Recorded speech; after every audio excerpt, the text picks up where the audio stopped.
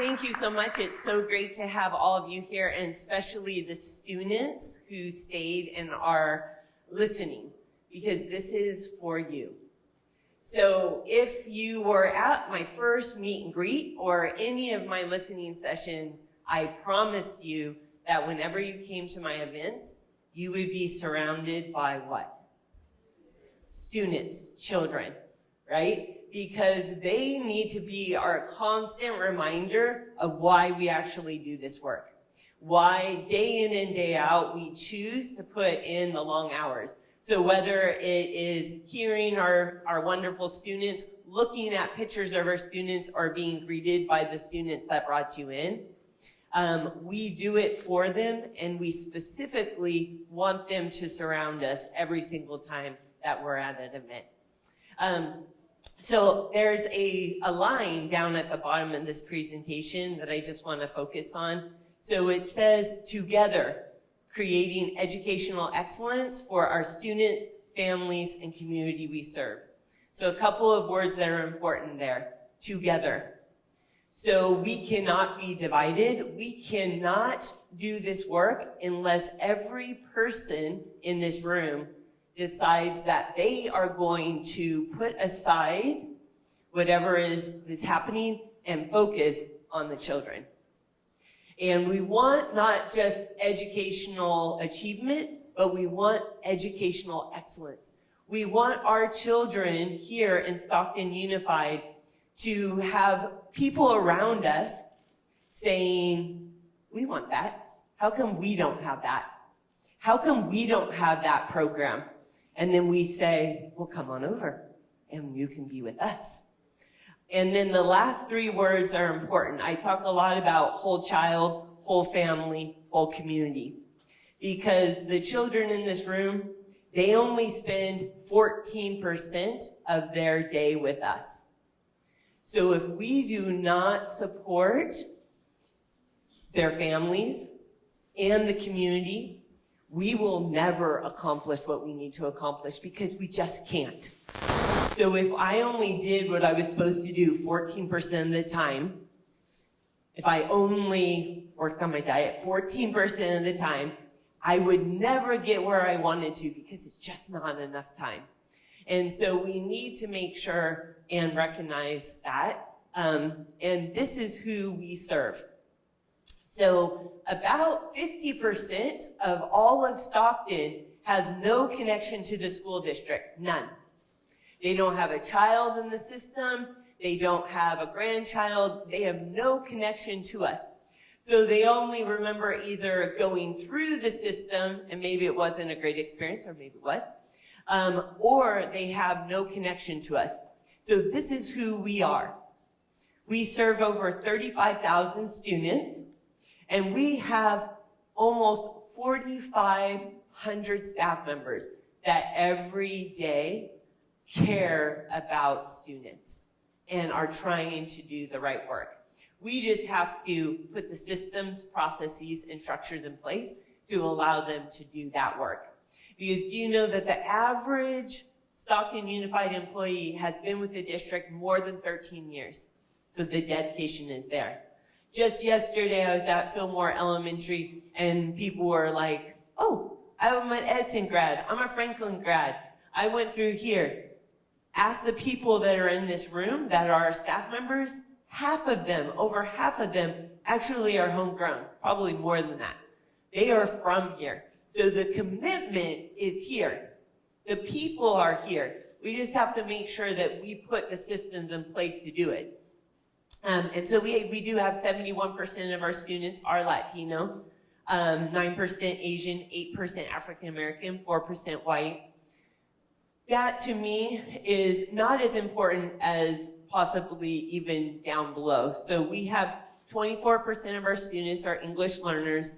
77% of our students live in poverty. That means that their parents make under $15,000 a year. Right? Let that set in. So that's a lot of our students. And then 15% are receiving special services, 3% are foster youth, and then 2% are without permanent housing. And believe me, that 2% isn't an accurate number, right? It's not an accurate number. People don't want to tell us that they're couch surfing, that they rent a room within a home, that they have 3 families within their home. So that number's not true. There's a stigma around not being homeless, right? Having permanent housing. So that number's much, much larger. So this is hard to read. Don't worry, you're gonna get the report at the end as you walk out. But these are our accountability goals. So these are what we call LCAP, so local control accountability. I'm not actually gonna go through them other than to just go over the bolds. So we were talking about goals previously. Our vice president was talking about goals. District-wide, we have 8 goals, and we're actually going to be embarking on a 3-year review of these goals. So if you're thinking, oh, like we should change that, then be part of the process, right? The first one is student achievement. So always student achievement has to be first and foremost. Equitable learning environments, making sure that we're supporting students social, emotionally, and academically. Meaningful partnerships, so ensuring that we are working as a community, participating as a community, and then providing differentiated systems. These are some new ones that were added just recently because of the disparity in achievement. So in some cases, and this is by subgroup, so yes, are there individual children within each group that are highly, highly successful? Yes. But as a group, if you group them all together, there is almost a guarantee of non-success. And we have to do something about that. And that's in the area of our students with disabilities, African American Black students, and then also our foster and homeless youth. So regardless of the school that you go to, that subgroup, and again, not individual children, but that subgroup, it is almost predicted that you will not be successful. And we have to change that, right? We have to do something different. And then 7 and 8 have to do with the schools that are actually receiving those intensive supports. And so what we have to do, which was mentioned by our president, is we have to realign our goals with our budget. We have to say, if this is really what we say is the most important, then how do we take off some of these costs? How do we optimize operations to where we can actually focus on the things that we say are important, right?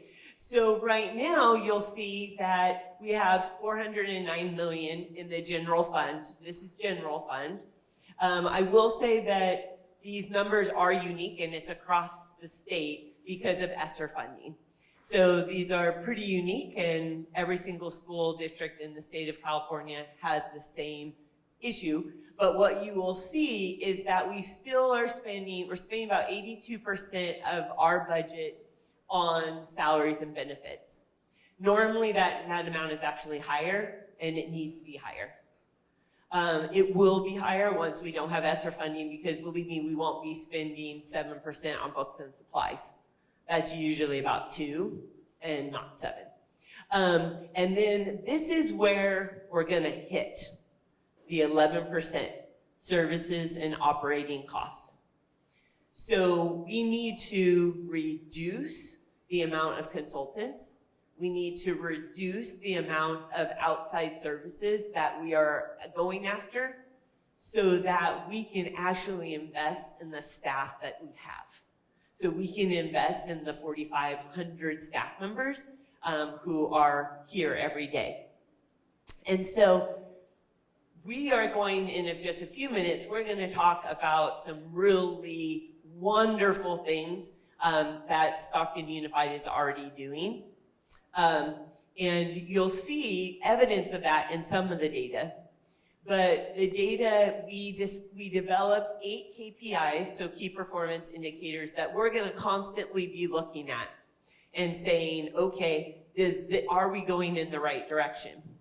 One of them we've been using for a couple of years is iReady. But I want to show you this. Oops, I'm blocking myself. So look at 9th grade, 9th through 12th grade for English and especially mathematics. So mathematics was mentioned by our vice president. 87% of our 9th through 12th graders are 3 or more grade levels below grade level. Okay, so that means that they come into 9th grade and they are at least, because that's 3 or more, at least performing at just a 6th grade level. Okay, so these are things that, the trajectories that we have to do. And when you look at kinder, obviously, if you are a 2nd grader, it's harder to be, I guess you technically can be 3 grade levels below, but it's just 2. But we're starting with a much shorter number, which means that we are not keeping pace. So we have to figure out how do we keep pace so that our students don't get to the point where 87% of them are significantly under grade level. Because it is, so when I was a student, I was a really good student, and learning was super easy for me. So I didn't actually understand what it felt like originally to not have learning be easy. Then I went to Spain, and I studied it at a college level at the Universidad de Alicante. And some people that have heard this story, I know my husband has, I would leave the classroom, I would leave the university, and every day I would feel like my head was going to pop off. I was a really good student. I had all the strategies. I was willing to be determined. And every day I left thinking, am I going to make it another day? Am I going to make it? I don't know, because it is so hard. I thought it was going to be I thought it was going to be easy like the rest of my educational career. So I say that story because when you get to the point where you are so far behind, you sometimes lose that hope that Eddie was talking about. You kind of lose the hope that it's going to be, today's going to be a good day. And I might just go to 2 of my classes instead of 7 of my classes. Or I might just get myself to 1 class so that then I could go to football practice. Although they have to get a 2.0, so we'll keep that. So then it kind of also is resembled in student grades, right? So you'll see student grades. This is a positive piece with the student voice. So we have a really powerful plus program. So that is something that we're going to highlight in a little bit. But students they do a survey every year, and students do show 79%, 21 not, so we want to increase that. But they show that at school, there's a teacher or a child who really cares about me, right? And so that's something that is really important.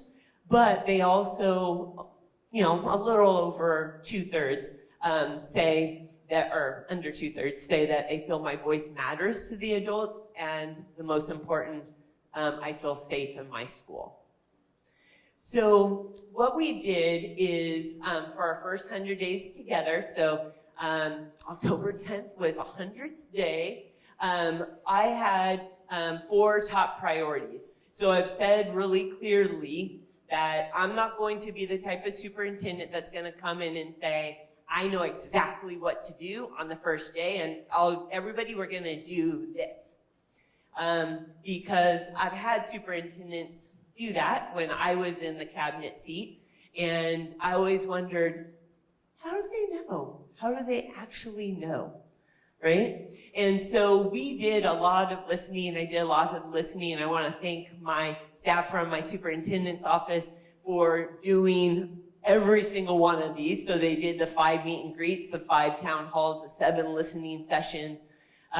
They helped me schedule all my site visits. So thank to my team. So that's Christina, Yvette, and Abby.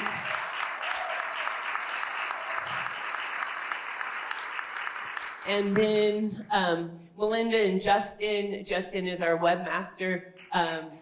Where is he at? They have been helping me with the Let's Talk, which I received 235 comments. That was as of October 1st. So, and yes, I respond to each one of those my very own self. So that is a big thing. But I wanted to make sure that we actually listened.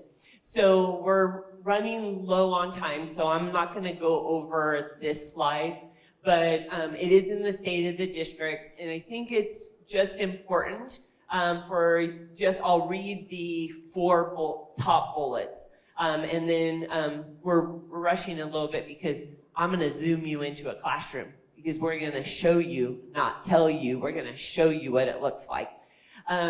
And so some of the major accomplishments or things that I wanted to make sure and do was build relationships, unifying the district through joy, trust, and belief. So something I believe is important is that we have a yearly motto and that we then live it, right? So joy, trust, and belief.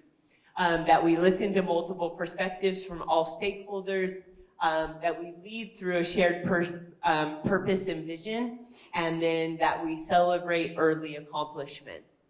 And so there were the top 4 priorities. So what you will see in the report is you will see that there are almost more strengths, accolades, and accomplishments even than we have of opportunities sometimes.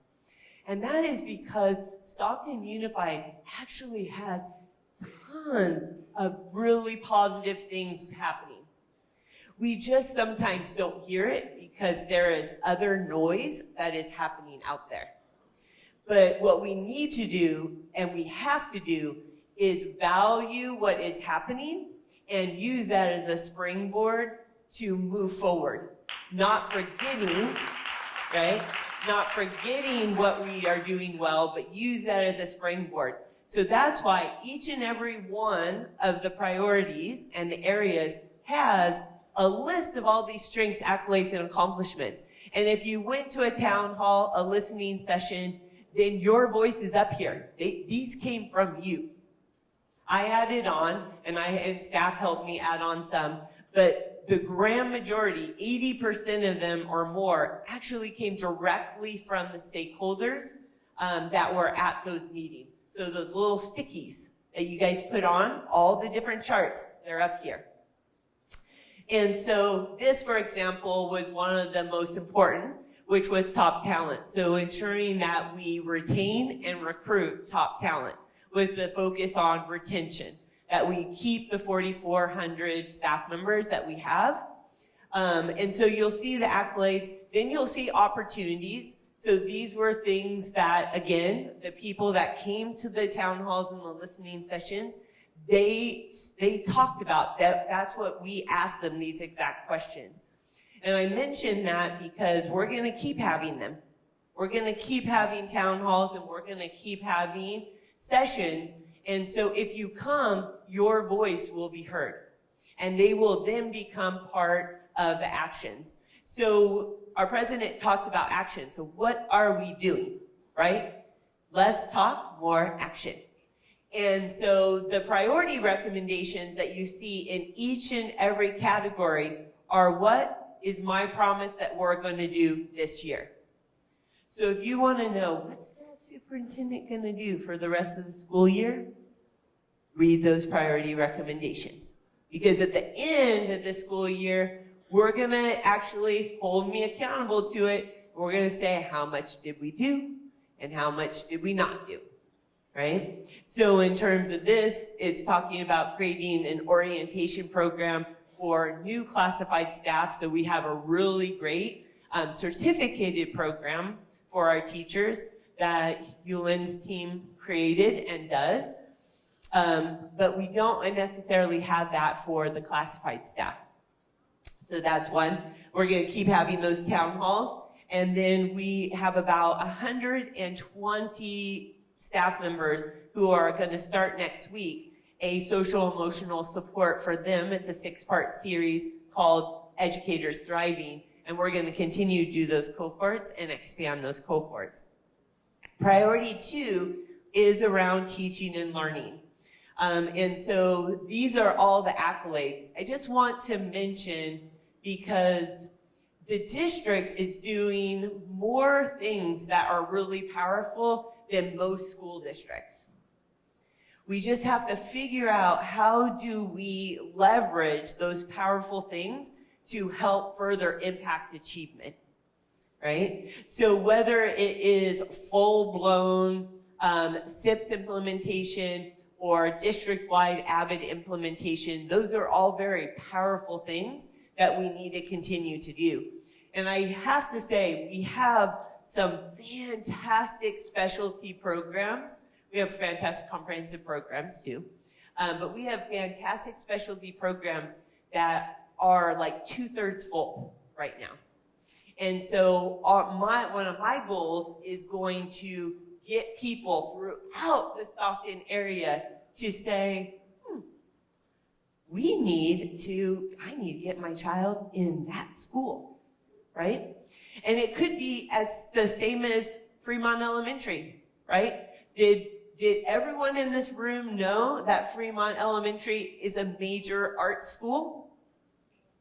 Some did, but some didn't, right? And so if you go to Fremont Elementary, you get to have all those opportunities, right? If you go to Pittman Charter or Kingston, you can do dual immersion. You can be like our president, our PAC president's daughter, who is fully bilingual, right? And that's not her home language, right? She's an African-American student who is bilingual in Spanish, right? So think of her cultural competence, right? Think of how much she can do. They're not full.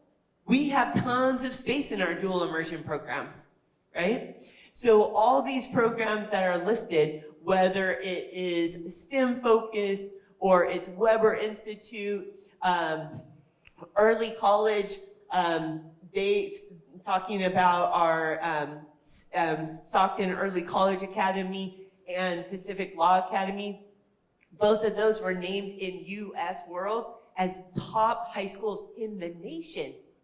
In the nation, number 13, sitting right over there, right? So, and we have space in them, right? So what I'm going to ask all of you towards the end to do is to be our ambassadors of the good work that we're doing. Because we are doing some fantastic work that is leading us to be able to provide better and educational excellence to our students. So here are some of the priority recommendations for high expectations. So we are going to reinstitute the Specialty Schools Fair because people need to know about what we're doing. We're going to expand PYA to 6 through 8. So right now, PYA, it just got approved last night. Right now, the students at 6th grade have to go to Franklin. We're going to let them stay at their brand new campus, right?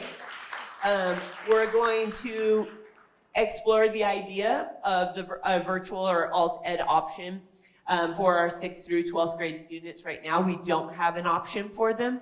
And so do we need to have one? That will be a question. We're going to look at equitable distribution of arts at all 55 sites, all 55 sites. And we're going to look at the English Learner Program, right? So we got to look at that, whether it's our newcomer program, our long-term English Learner Program, we have to focus on that because we have too many students who really don't have a path forward that they need to have. And so, as I said, we're now going to patch through to women in engineering.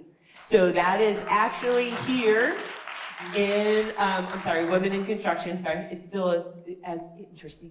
Women in construction, it's here at Franklin, Mr. King. And so if the staff and here she is, Melinda is gonna take us, tour us through. They are live. Here we go. Thank you, Dr. Rodriguez. I'm Melinda Maids alive here at Franklin High School in this very special class called Women in Construction. And you can see for yourself, we have quite a few young women constructing here. This is a very popular class, and it is led by Mr. King. Now, of course, Mr. King is out and about right here, helping these students, helping them with their projects, and a lot of great projects are underway here in this classroom, including some of these women are involved in building tiny homes. We're going to come over and talk with Mr. King and ask him what this class is all about and why is it so popular. We have Mr. King with us now. All right, thanks for being here. Thanks for having me. So why is this class so popular? But I think it's popular because it's a class that you can get engaged in. It's a hands-on type of class in construction. And these ladies that are working in here now have realized that they're going to get opportunities, greater opportunities, by working in construction, women in construction. And they're not just learning construction, they're learning quite a few things here. Yes, what's happening here is that under the realm of construction, they're actually learning a lot about industry. They're trying to fulfill the jobs gap in industry, which means that what industry is expecting and where we are now at in terms of a workforce. What they're learning the soft skills, which include personal skills and workplace skills, along with technical skills grounded in academics. So what's happening, they're part of a CTSO, which is our Skills USA, and basically what they're learning is how to be able to get ready for the career so they can close that jobs gap. That is awesome. And I talked to some of the people in this classroom who say they really enjoy what they're learning here, what they're doing, what they're experiencing. We're going to talk to a few of these students. Hello, what is your name, please? My name's Haley Shepard. Now, Haley, why did you join this class? Well, I joined this class because I'm a creative soul. I really love building things and putting things together and coming up with ideas. Great. What do you enjoy most about this class? Like I said, the putting things together, I really enjoy that a lot because it gives me a chance to let my creative juices flow and put things together in a way where I can even help other people. It doesn't even have to just be things for myself. I can, build things and sell things and just have fun with it. What are you learning in this class? We're learning a lot of workplace skills, and we're also learning a lot of people skills like integrity and responsibility and everything like that. Well, we are very proud of you. We even saw you helping some other students here. We have these other young ladies right here working away. Would you like to share why you joined this class?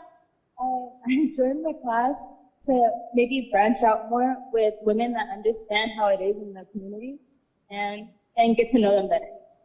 How are you enjoying it? It's fun. I like it. Great. And what about you? What do you enjoy most about this class? I love being able to be with friends and really to actually do hands-on stuff with what we're doing. That's awesome. So let me ask you, what are you working on? Well, right now we're the reindeers. So we're just putting them out and just making reindeers for the holidays. And they are really nice. We saw some finished product of some of the reindeers here, and we have to say they have some great projects here. I can't fail to mention that some of these students are working on a tiny home. They're actually building a tiny home here at Franklin High School. We have another student with us. Can you share what you are getting out of this class? I'm actually getting quite a bit. I wanted to be in this class because I wanted to pursue a career in construction. And Mr. King told me about all the partnerships he has with this college or, don't remember the name for it, but it's for trades. And if once you complete this, you can go to that and that can help you boost your career and get started. And I'm excited for that part. Now, have you made anything in this class? I've made a little puzzle board so far, and I've been helping make some reindeers. And you guys are breaking glass ceilings, aren't you? There's something that I have to show you. Mr. King, if you could lead us over here, because there's something that I think everyone should see here. Now, this was made here in this class. It says breaking glass ceilings, technical skills, workplace skills, personal skills. Mr. King, what is this all about? Yeah, what's going on here is a few years ago I had 3 students that competed in the Skills USA competition in the state. and they wanted to culminate the idea about women in construction. And I had them do some research on what it means in order to move up the career ladders, and they found that breaking the glass ceiling kind of signifies or is the epitome of a female trying to work up the career, in which at the very top of it, there is that glass ceiling.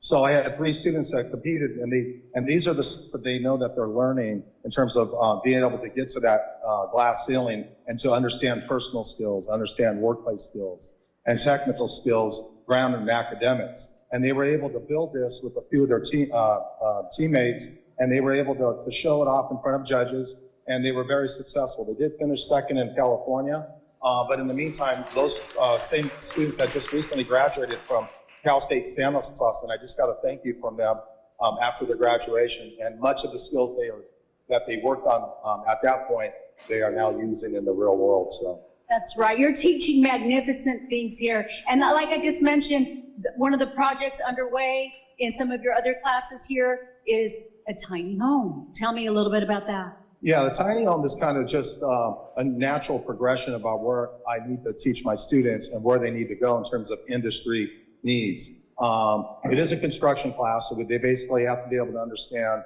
not just framing and carpentry, they have to know about plumbing, a little bit of electrical, as well as painting and finish work, in which they're actually building a home where a person or somebody else can actually live in.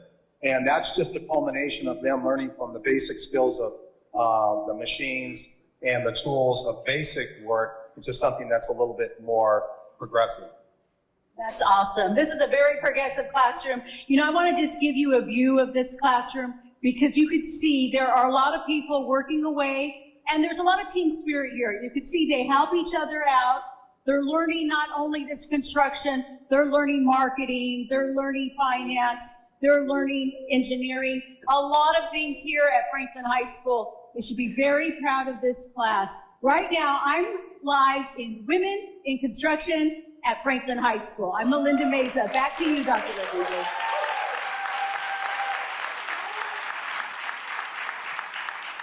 Pretty incredible, right? That's what we want for all of our students, to be able to have something that's lined up with their passions, interests, and talents, right? So something for that, and we're gonna, I'm back to the very beginning. I'll go quickly through it. So in terms of, so priority 3 had multiple areas. It was about continuous improvement. I just want to note on the optimizing operations, some of the things that were noted that were really laborious but important for us was we completed the inventory process for the Chromebooks to accelerate our annual refresh. So we didn't, before we started that, we did not know where our Chromebooks were. And so with the support of our district librarian, Ms. Pafford, then we were able to do that.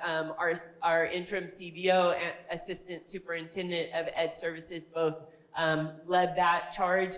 But that is an example of how instead of just saying, okay, every site gets 200, 2,000 Chromebooks, we actually now know where the Chromebooks are, so we can do equitable distribution on that.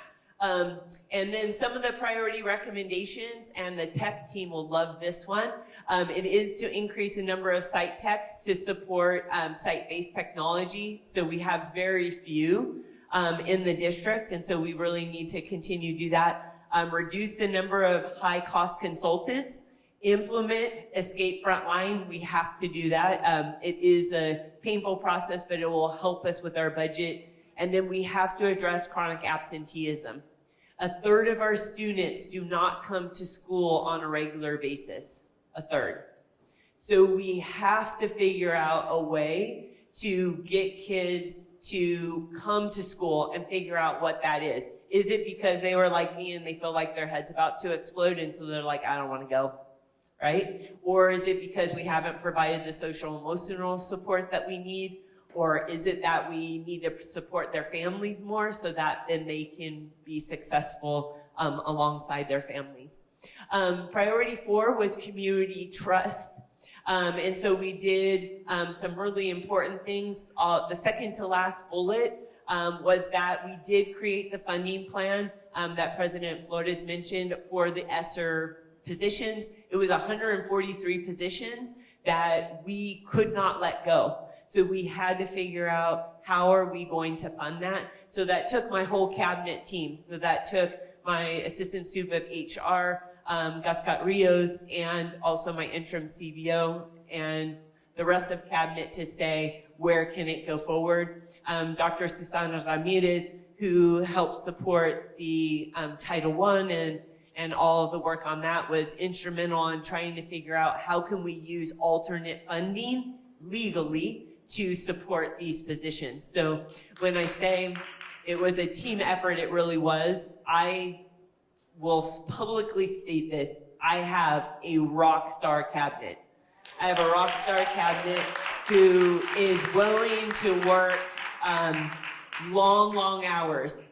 I leave at I think it was Tuesday night. Maybe it was Monday night. I left at 8:30. Joanne's car was still there. Susana's car was still there. Casey's car was still there. Right? 8:30 at night. And so people are willing to put in the time. And so we need to continue to do that. So our community trust, you'll see it is about declining enrollment, making sure that we understand it, complying with the findings in FCMAT and grand jury, so that people know when we're asked to do something, we do it. And this is my call to action. So we're going to have a student performance, so don't leave. And then when you leave, we're going to give you our skills team. Thank you, gentlemen, and there's ladies too somewhere, but the gentlemen back there are going to give you your copy of the State of the District. But this is our call to action.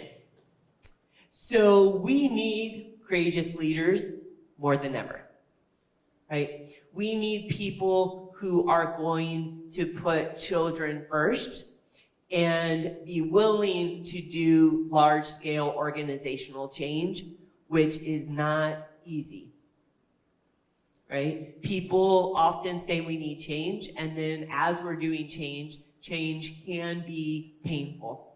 So we need people who are willing to do that because we have to achieve equity of outcomes.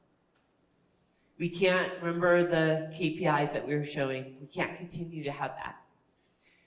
Then we need to be able to make shifts to understand the dynamics that are happening.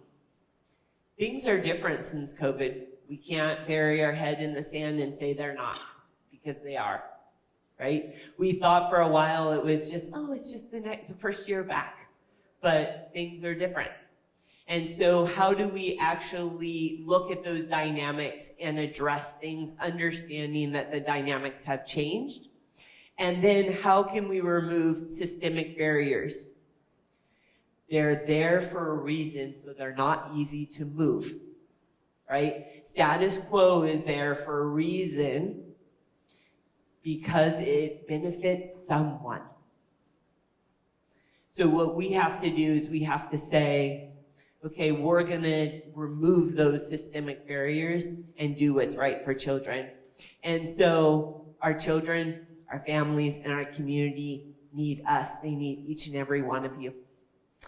And so let's do it together. And let's do it with joy, trust, and belief. And take it away, mariachis.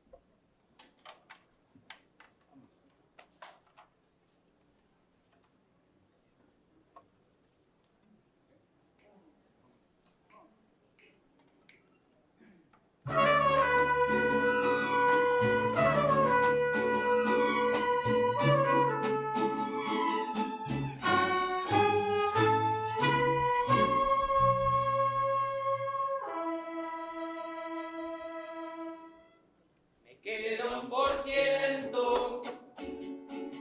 Y lo usaré solo para decirte lo mucho que lo siento. Que si me ven con otro en una disco solo es perdiendo el tiempo. X pa' que te miento. Eso de que me vieron feliz no lo es cierto. Ya nada me hace reír. Solo cuando veo las fotos y los videos que tengo de ti. Salí con otra para olvidarte y tenía el perfume que te gusta a ti. Prendo para irme a dormir, porque duermo mejor si sueño que estás aquí. Si supieras que te escribí, me han mandado los mensajes, siguen todos ahí. Wow, que mucho me ha costado, quisiste tú un favor cuando me fui de tu lado. Llorando viendo tus fotos, me duele ver que tú seas mejorado. No tienes días grises, ya no te duelen las cicatrices. Y yo pensando así decirte que me queda 1%.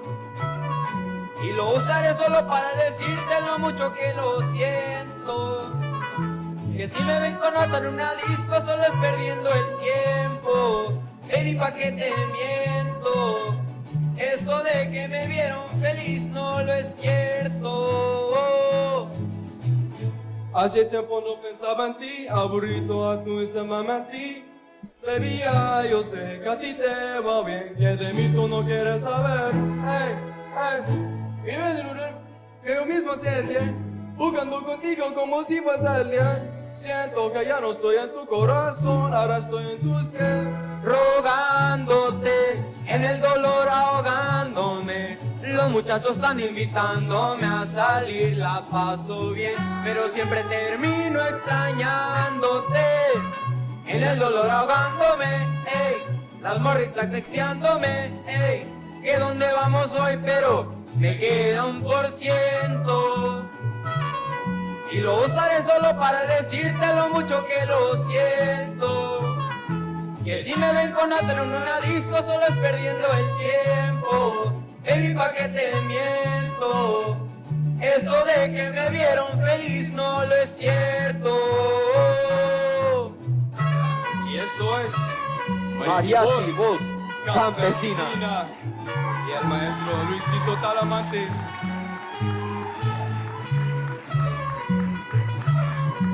La la la la la la la la la la la la la la la la.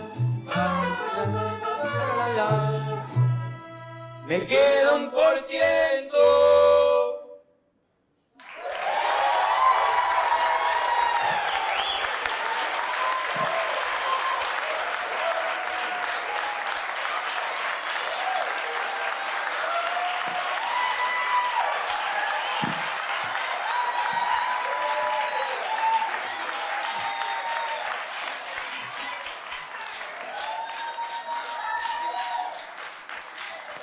Wow, bravo, bravo. What a way to wrap up our 2023 first State of the District for Stockton Unified School District. Thank you all for coming.